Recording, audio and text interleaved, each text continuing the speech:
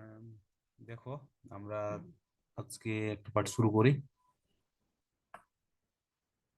হুম,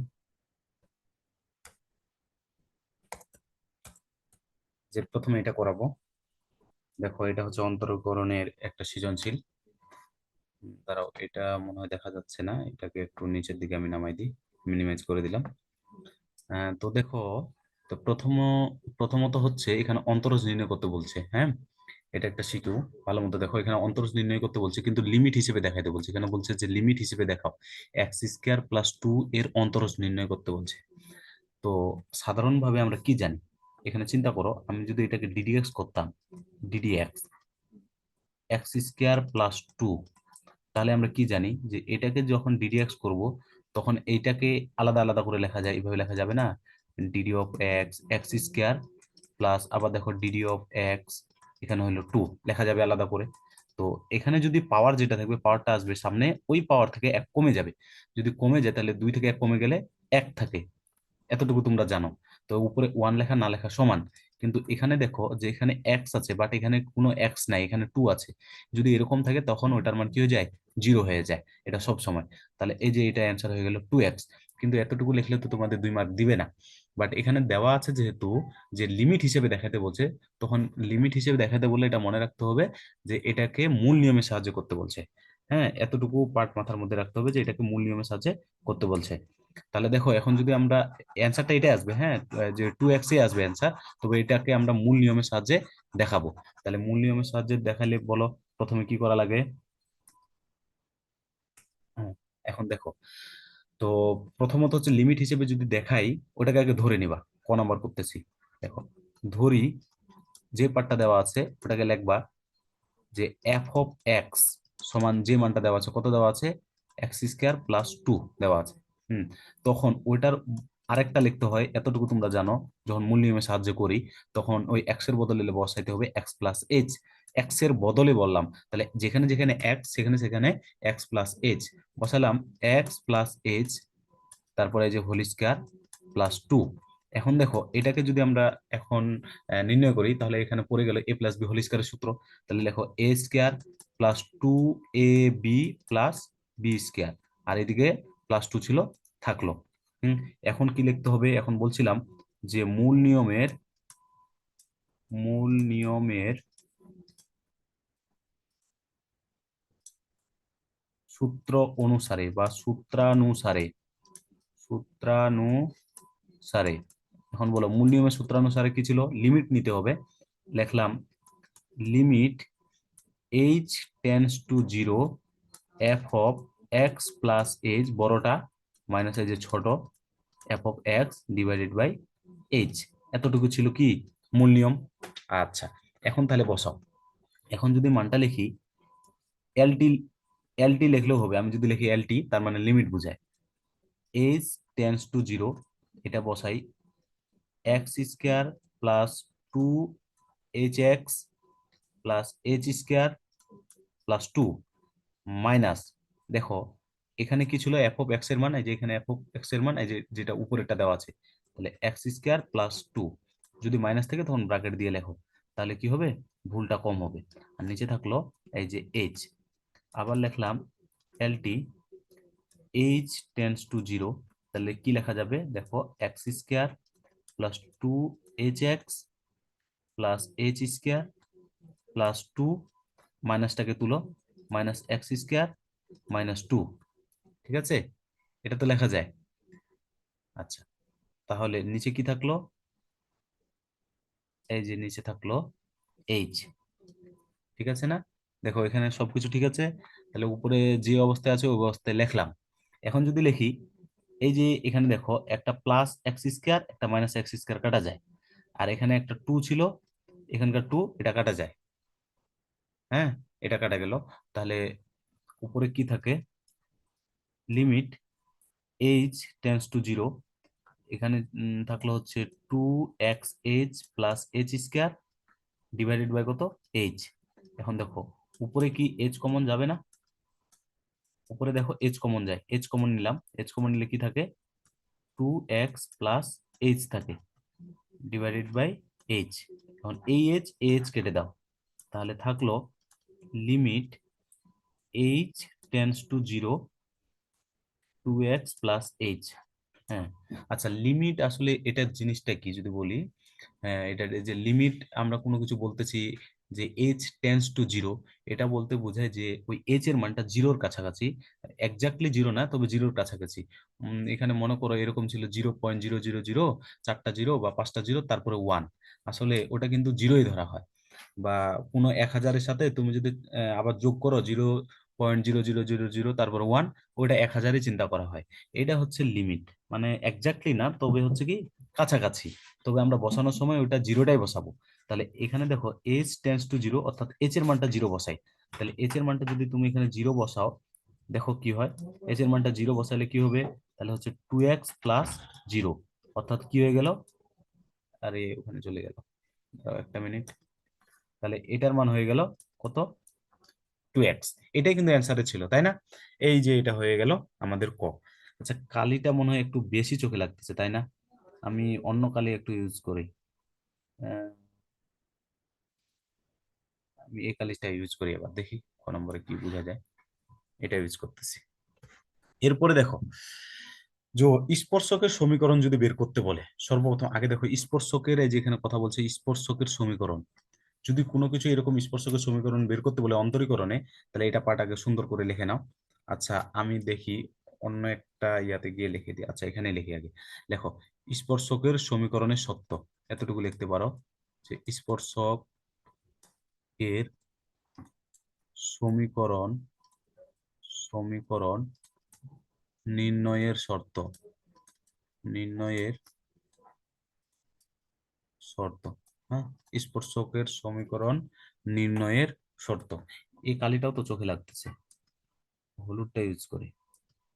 তাহলে দেখো এক নাম্বার, হ্যাঁ এটা লিখি, এক নাম্বার কি, স্পর্শকের সমীকরণ নির্ণয় সত্য, এক নাম্বার হচ্ছে যে যে সমীকরণটা দেওয়া থাকবে, হ্যাঁ, ওইটাকে আগে ডিডিএক্স করতে হবে। কি করতে হবে, এটা এতটুকু মনে রাখবো, ওই সমীকরণটাকে আগে ডিডিএক্স করতে হবে, ডিডিএক্স করতে হবে। ডিডিএক্স করতে হবে বলতে কি বোঝায়, যে ওইটাকে একবার অন্তরীকরণ করতে হবে, হ্যাঁ, এটা কিন্তু ডিডিএক্স করা, একবার অন্তরীকরণ করতে হবে। দেন যে বিন্দু দেওয়া থাকবে, নির্দিষ্ট বিন্দুতে, নির্দিষ্ট বিন্দুতে ডি/ডিএক্স বের করতে হবে, বের করতে হবে। যেখানে, এটা মনে রাখবা, যেখানে dy/dx যেটা, এটাকে বলা হয় ঢাল, এটা সমান চিন্তা করা হয় ঢাল, মনে রাখিও এতটুকু।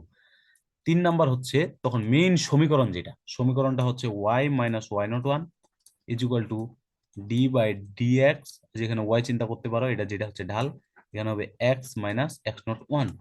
ঠিক আছে, এটা কি স্পর্শকের সমীকরণ। আবার যদি বলে কি অভিলম্বের সমীকরণ, একই জিনিস, অভিলম্বের,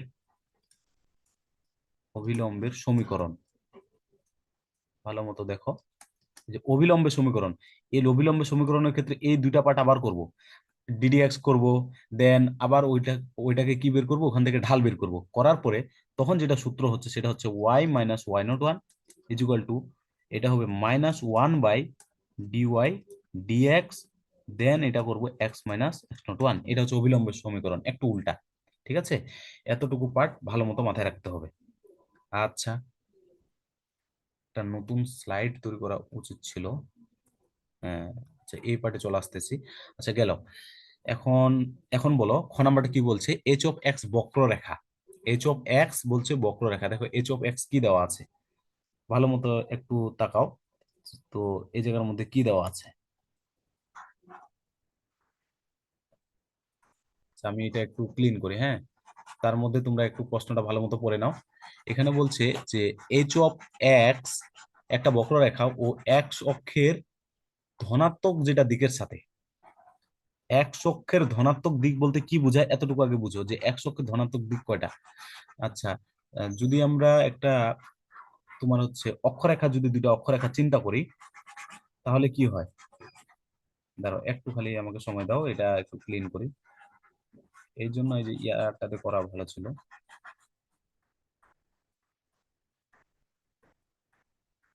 আচ্ছা, আমি ওইখানেই যাই তাহলে, দাঁড়াও একটা মিনিট, এখান থেকে আমি সরে যাই, একটা মিনিট সময় দাও। তো উম, আচ্ছা দাঁড়াও, একটা মিনিট সময় দাও। আচ্ছা, হুম, তো এই যে এই পার্টটা ছিল না, এটা একটু তাকাইও ভালো মতো। হুম, আমাদের লাগবে, প্রশ্নটা লাগবে। এই যে প্রশ্নটা মনে করো, এটা মাথায় রাখিও, এই যে এখানে একটা প্রশ্ন দেওয়া আছে। আমি একটু হোয়াইট বোর্ডে যাচ্ছি, মনে করো, ওরে হোয়াইট বোর্ডে,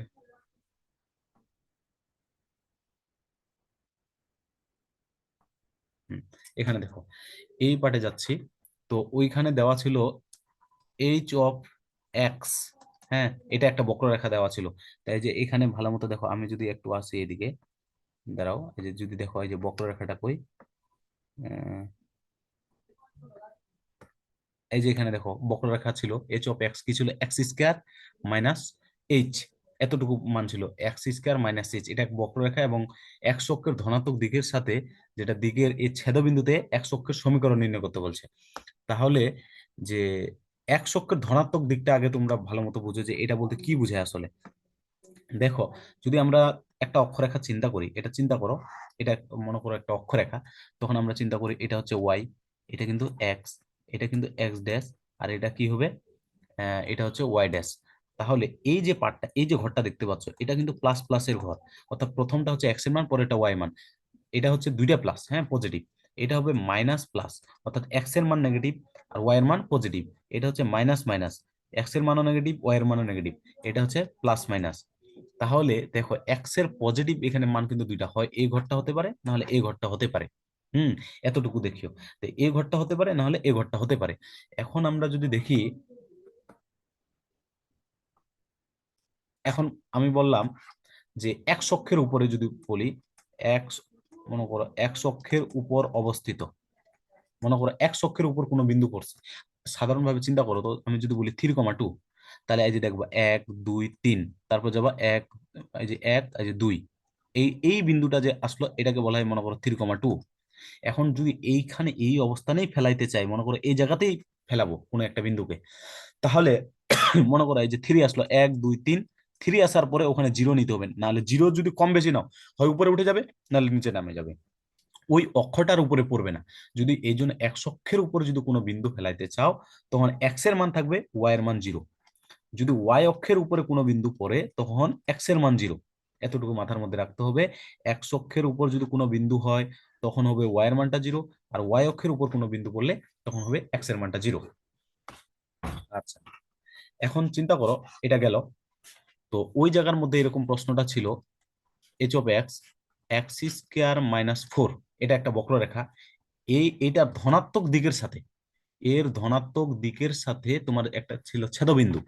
তাহলে চিন্তা করো, যে এক অক্ষের ধনাত্মক দিকের কথা বলছে, এক অক্ষের ধনাত্মক দিকের সাথে ছেদবিন্দু এক অক্ষটাকে ছেদ করছে, এই রেখাটা মনে করো এভাবে চলে গেছে। হ্যাঁ, এটা তো একটা সরল রেখা, তাই তো? তো এটা একটা রেখা, এই রেখাটা যদি এক অক্ষকে ছেদ করে, এই জায়গার মধ্যে ছেদ করে, এক্স এর মান থাকবে কিন্তু ওয়াই এর মান কিছু থাকবে না। তাহলে দেখো এক্স এর মান কত, এক্স এর মানটা বের করা হচ্ছে, এটাকে সমান জিরো ধরতে হবে, এটা সমান জিরো, এক্স এর মানটা বের হয়ে যাবে। তাহলে হবে এক্স স্কোয়ার সমান কত হবে, 4। তাহলে এক্স এর মান কত হবে, 2। এতটুকু জানো, যে এদিকে আসলে রুট ওভার হয়, রুট ওভার হয়ে গেলে কত হয়ে যাবে, 2 হয়ে যায়। তাহলে এই যে 2, এখানে হয়ে যাবে 2,0। কারণ কি, তুমি যদি জিরোর কম বেশি নাও, হয় উপরে উঠে যাবে, নাহলে নিচে নামে যাবে। বুঝছো এতটুকু? আচ্ছা, তাহলে এইটা হচ্ছে 2,0। এই যে একটা বিন্দু আমরা পেয়ে গেলাম। ঠিক আছে, এতটুকু বুঝছো? যদি এতটুকু বুঝে থাকো, দেখো আমরা যদি এখন ওইখানে চলে যাই, ওখানে ফিরে যাই, এই যে আমি এখানে আসতেছি, তাহলে দেখো কি হয়, আরেকবার আসি ওই জায়গায়। হ্যাঁ, তো এটা বলছে যে এক অক্ষর, এটা বক্ররেখা এক অক্ষের ধনাত্মক দিকের সাথে বা দিকের ছেদবিন্দুতে কি স্পর্শকের সমীকরণ বের করতে বলছে। একটা স্পর্শকের সমীকরণ বের করতে গেলে ওই সমীকরণটা লাগবে প্লাস ছেদবিন্দু লাগবে।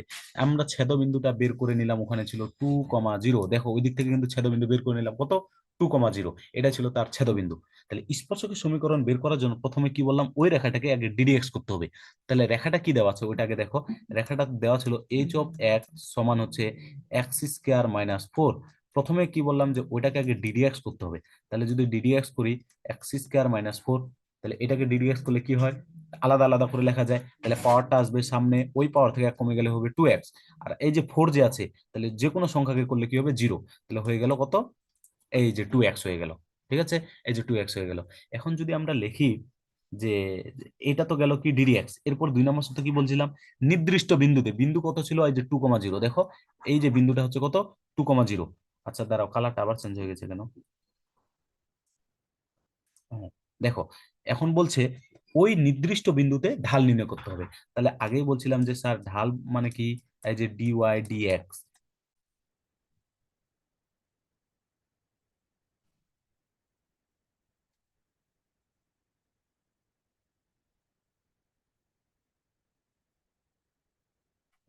দেখা যাচ্ছে কি, আমি, হ্যাঁ, আচ্ছা, আশা করি এখন দেখা যাচ্ছে। হ্যাঁ, আচ্ছা দেখো দেখি।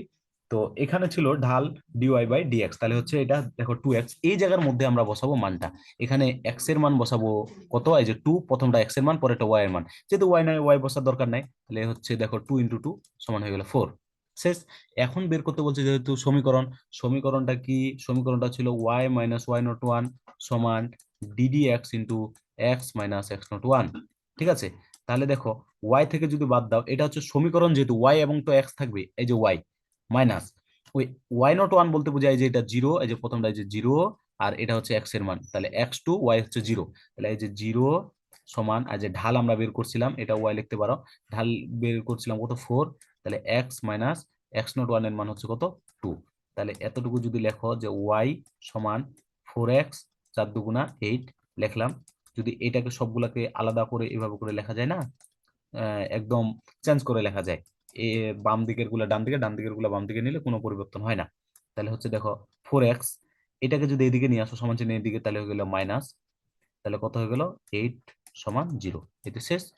এইটাই বলছিল যে কি, স্পর্শকের সমীকরণ বের করতে, এটা স্পর্শকের সমীকরণটা চাইছিল। হ্যাঁ, তাহলে দেখো যে মাত্র এতটুকু আমরা পাঠ শিখলাম যে স্পর্শকের সমীকরণ এটা সব সময় প্রযোজ্য, এটা সব সময় প্রযোজ্য। তাহলে একটা স্পর্শকের সমীকরণ বের করার জন্য প্রথমত টার্গেট হচ্ছে স্পর্শকের সমীকরণটা লাগবে, যে কোনো একটা সমীকরণ লাগবে। ওই সমীকরণের মনে রাখতে হবে যে আবার বিন্দু লাগবে, বিন্দু ছাড়া, একটা যে কোনো বিন্দু ছাড়া তুমি আবার ওটা বের করতে পারবে না। তো ওখানে ওখানে বিন্দু দেওয়া ছিল আমার, যে বিন্দু এখানে কিন্তু দেওয়া নাই, এক অক্ষের কথা বলে দিছিল, এই জন্য আমরা কি বের করলাম, আগে এক অক্ষের উপর কোনো বিন্দু যদি অবস্থিত হয় তখন কিন্তু ওয়াই এর মানটা 0 হয়, এটা বারবার বলছিলাম। এক অক্ষের উপর অবস্থিত হলে ওয়াই এর মান 0, ওয়াই অক্ষের উপর অবস্থিত হলে এক্স এর মান 0, এতটুকু আমরা জানি। আচ্ছা, দাঁড়াও, এটা কাজ হবে না। তো এরপরে কি বলছে, এরপরে বলছে যে এই যে লঘু মান বের করার জন্য, এই লঘু মান আগে এতটুকু বুঝো যে চরম মান, দেখো বুঝো কিনা, চরম মান। হ্যাঁ, চরম মান বলতে দুই ধরনের ওয়ার্ড বোঝায়, সেটা হচ্ছে চরম মানের মধ্যে আছে লঘু মান এবং গুরু মান। এই যে গুরু মান, 2 নাম্বার হচ্ছে লঘু মান, লঘু মান, এদেরকে একসাথে বলা হয়, এদেরকে একসাথে বলা হয় চরম মান। তো এই লঘু মান, লঘু মানের আরেকটা হচ্ছে আমরা বলি সর্বোচ্চ মান, এটাকে মনে রাখতে হবে, সর্বোচ্চ মান। আর লঘু মানের আরেকটা নাম হচ্ছে সর্বনিম্ন মান, সর্বনিম্ন মান। এই দুইটা জিনিস ভালো মতো মাথায় রাখতে হবে।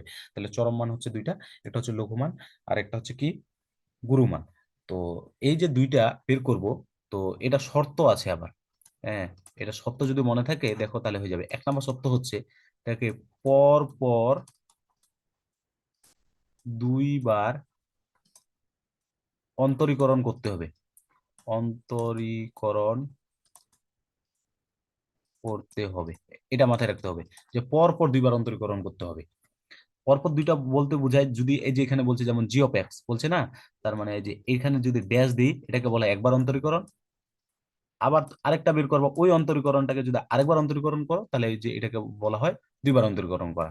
তাহলে এটা গেল, তাহলে 2 বার অন্তরীকরণ করব। এরপরে সত্যটা কি, এরপরে সত্যটা হচ্ছে এই যে প্রথম অন্তরীকরণ সমান 0 ধরে, 0 ধরে, এটা ধরে এক্স এর মান বের করব, এক্স এর মান বের করব। এক্স এর মান যখন বের হয়ে গেল তখন এই এক্স এর মান আবার বসাবো কোথায়, এই যে 2 নাম্বার অন্তরীকরণ করে যে রাখছিলাম ওইটাতে বসাবো, এখানে বসাবো, এখানে বসাবো। 4 নাম্বার সত্যটা কি?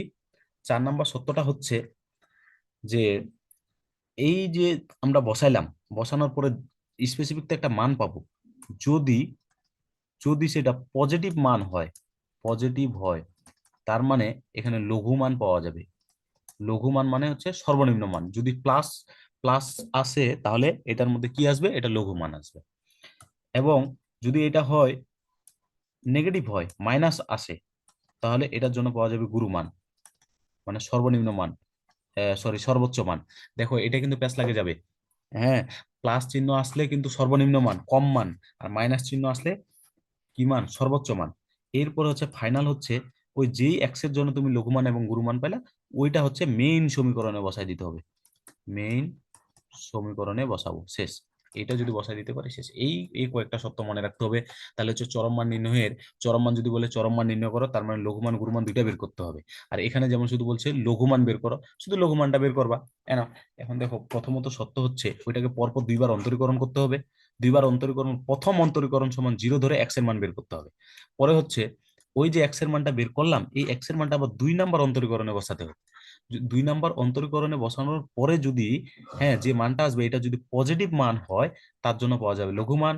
যদি নেগেটিভ মান হয় তার জন্য পাওয়া যাবে গুরু মান। লঘু মান মানে হচ্ছে কোন মান, বলো, সর্বনিম্ন মান। গুরু মান মানে সর্বোচ্চ মান। আচ্ছা, এখন এই যে বসানোর পরে এক্স এর মানটা, মানটা না কিন্তু যে মানটা বসানোর ফলে এটা আসলো লঘু মান, ওই এক্স এর মানটা বসাবো হচ্ছে মেইন সমীকরণে, 1 নাম্বার সমীকরণে, প্রথম সমীকরণে। ওইটাই হচ্ছে আমাদের চরম মান। আশা করি এই পার্টটা বুঝছো। এরপরের অংশটা আলোচনা করব, আহ, পরের ভিডিওতে আলোচনা করব। হ্যাঁ, তো আজকে দেখি এই পর্যন্ত এটা থাকলো। একটা মিনিট।